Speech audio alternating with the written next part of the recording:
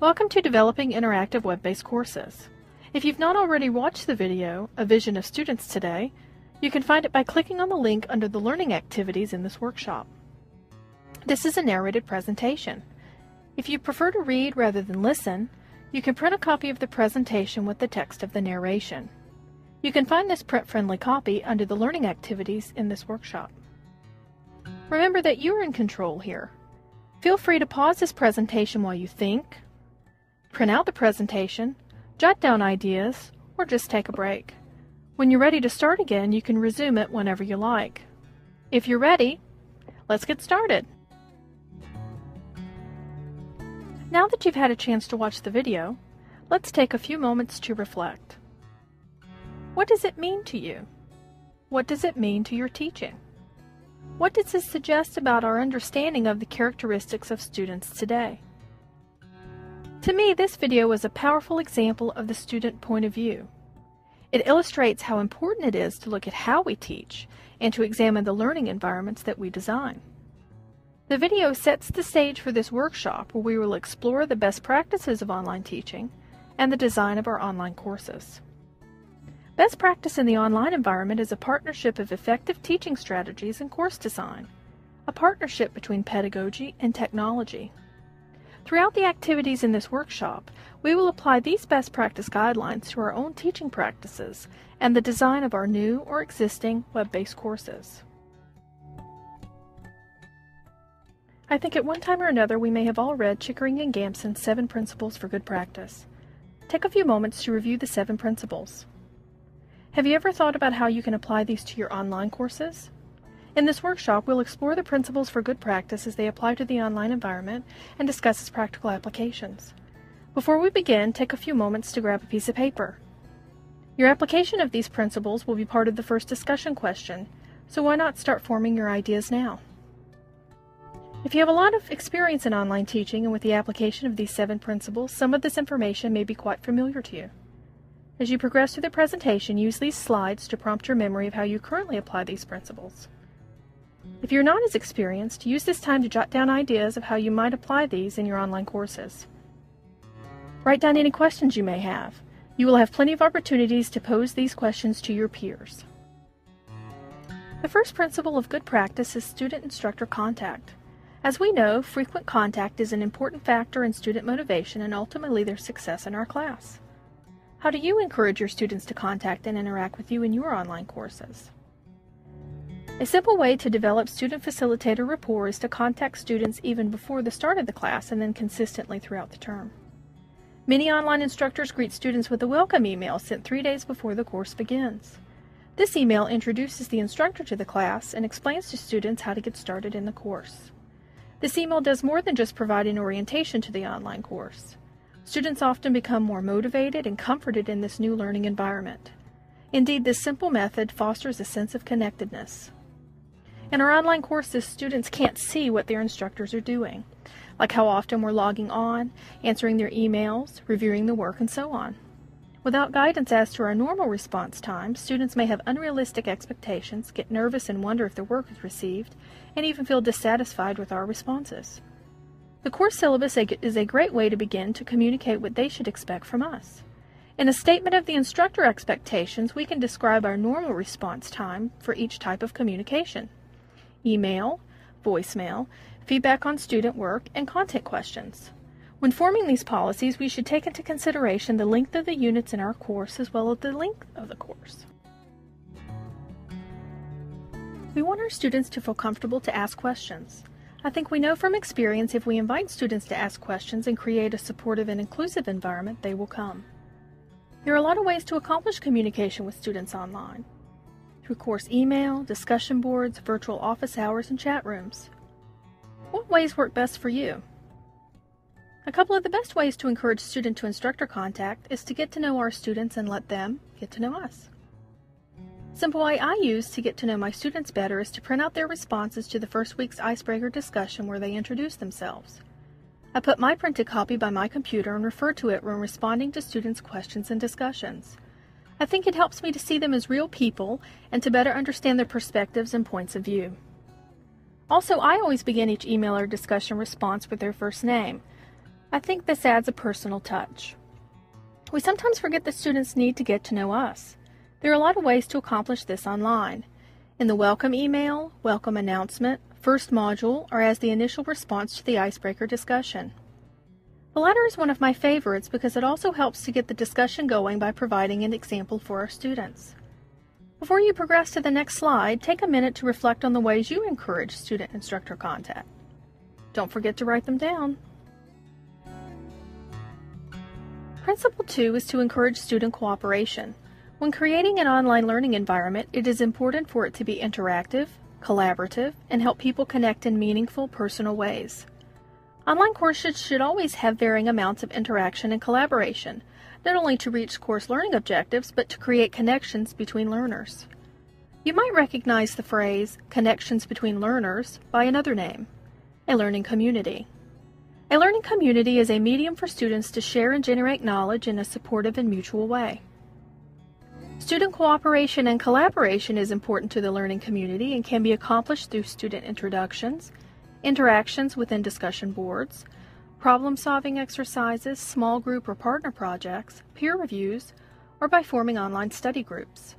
We can also build learning communities through social spaces like cybercafes and chats. To maximize students' participation and effort, the important thing to remember is to grade it and weigh it appropriately. I think we can all appreciate that often, in order to get participation, we must make it count for a grade. Again, take a few moments to write down your strategies for encouraging student cooperation before progressing to the next slide. The third principle of good practice is to encourage active learning. As Chickering and Gamson express, learning is not a spectator sport. I think this is a great way to summarize active learning.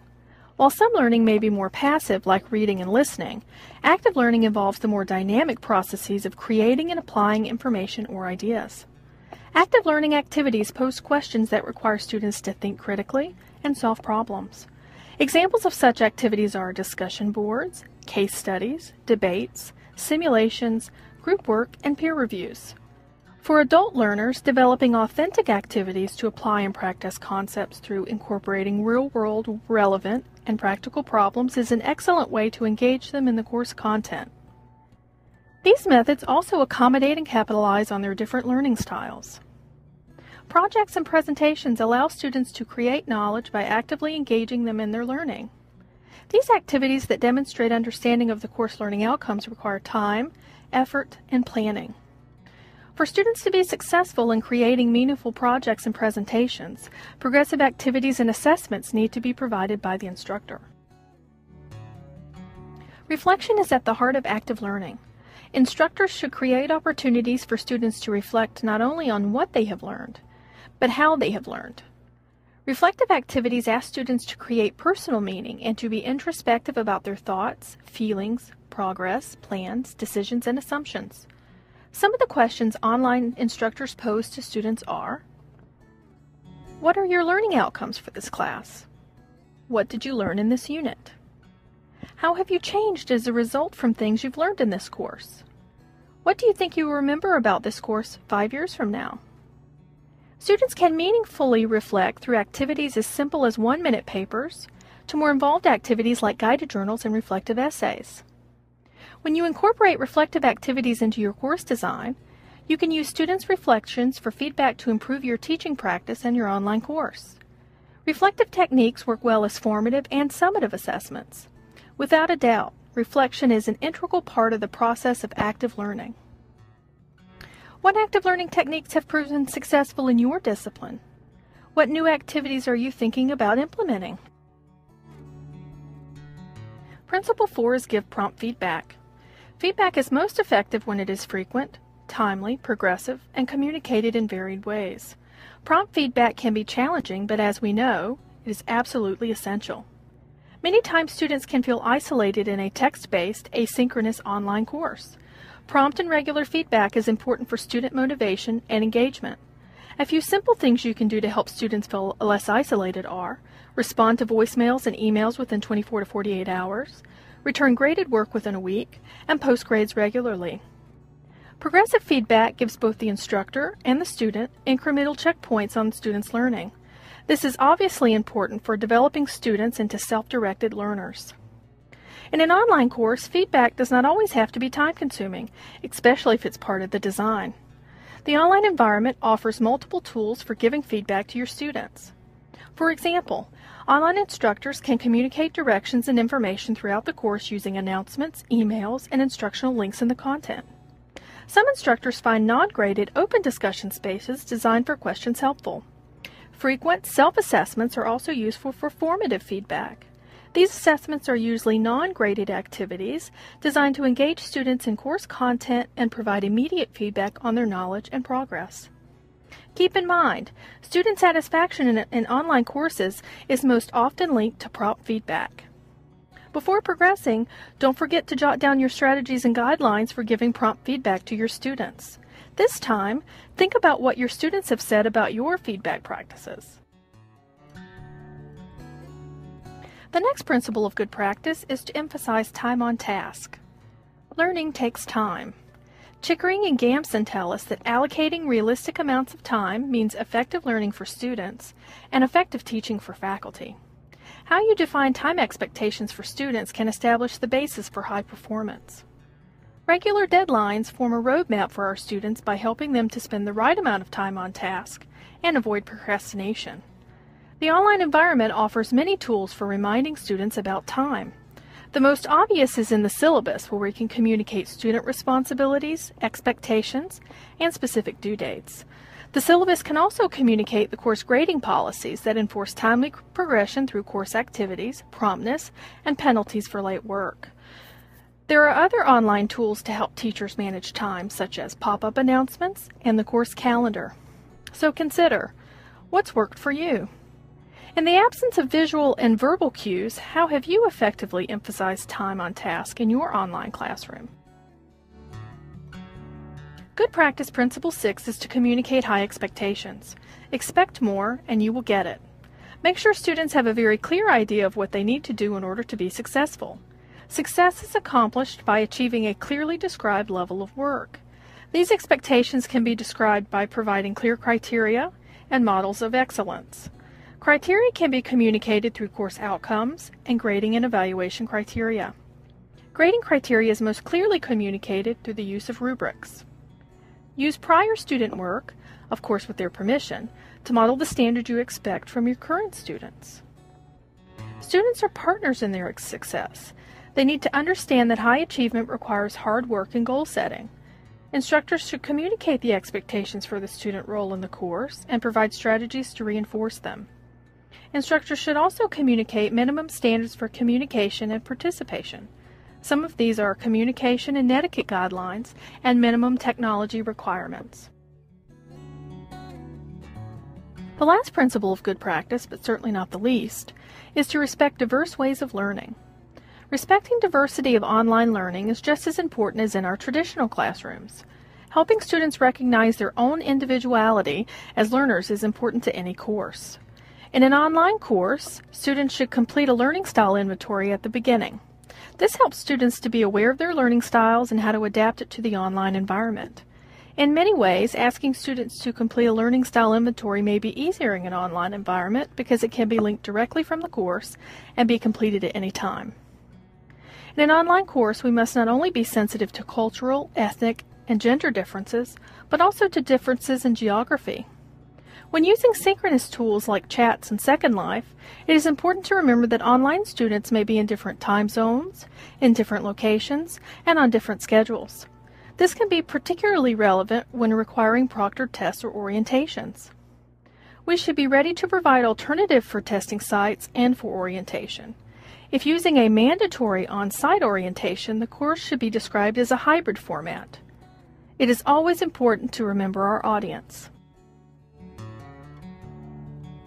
We need to pay careful attention to accessibility, readability, availability, and support for all our online students. Some of the things to consider when designing your online class are: keep the design simple, use fonts that are consistent and easy to read, and white space always helps readability. Another important consideration is to use only technology that is compatible with assistive software, like screen readers for the visually impaired. Other considerations are: the need to provide text alternatives for graphics, audio, and video.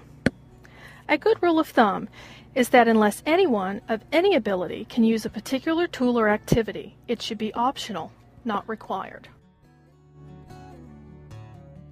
While building or redesigning our online courses, we can easily address different ways of learning through the use of varied learning activities and assessments. Variation in learning activities might take the form of using different levels of interaction throughout the course. For example, individual, partner, small group, or large group activities. Variation might also take the form of using different types of assessments throughout the course, or giving students options for the types of assignments or assessments they will turn in. When you think about diverse ways of learning, what learning style do you think is usually favored in the online environment? If you guessed visual learners, you were right. If you didn't, you may still be right, depending upon the types of instructional strategies you use in your online courses. The nature of the online environment tends to favor the visual learner because of its graphical and textual nature. Take a few moments to review the visual learning styles, student preference for information acquisition, and recommended instructional techniques. Does your course design favor the visual learner? Verbal and kinesthetic learners are usually more challenging in our online courses, but there are teaching and design solutions. The most obvious way to accommodate auditory learners is to use audio. But what challenges does this pose to our students? When using audio and video files, we should consider the file size, download time, quality of the audio recorded, and quality of the video presented on the screen. For kinesthetic learners, interactive activities are a common choice. They can take the form of interactive presentations, simulations, and content-related games. StudyMate and SoftChalk are just two options for software that Valencia has to help you. If you need assistance with any of this software, visit your Learning Technology Center for assistance. Again, take a few moments to review the auditory and kinesthetic learning styles, student preference for information acquisition, and recommended instructional techniques. What instructional techniques do you employ in your courses to address a variety of learning styles? Does your course design favor these styles? It may be obvious at this point that teaching strategies and course design overlap. While many models for best practice in online course design are available, Valencia subscribes to the Quality Matters program. The Quality Matters program is a collegial, continuous improvement model developed by a consortium of faculty and supported by a body of research. This nationally recognized model uses a fully vetted rubric and a peer review process for assuring the quality of online courses. Although this rubric is used for reviewing our online courses, it may also be used as an effective tool for designing, redesigning, and self-evaluating our courses as well. Let's take a minute to briefly review the Quality Matters rubric. In the QM rubric, there are 8 general standards of course design. Take a minute to review the general standards. You can review the full rubric in the Learning Activities section of this workshop. The rubric criteria is designated by 14 essential standards. As you can see, there were 3 points, 12 very important standards, worth 2 points, and 14 important standards, worth 1 point. To satisfy Quality Matters standards, courses must meet all essential standards and meet 85% of the total points. Keep in mind this is just a brief introduction to Quality Matters. If you'd like more in-depth information, you can register through Atlas for a Valencia Professional Development workshop called Quality Matters Peer Review Course. You may also contact your facilitator for details. It's time to pause and post. Don't feel the need to write these questions down. The questions will be repeated within the discussion question located under the Learning Activities section. Take time to reflect on your current practice while you consider the following questions. After reviewing the presentation and the reading, discuss at least 2 strategies for at least 3 of the principles of good practice in online learning. Provide 1 example of your best practice in online teaching. This example should be a course document, learning activity, assignment, or assessment.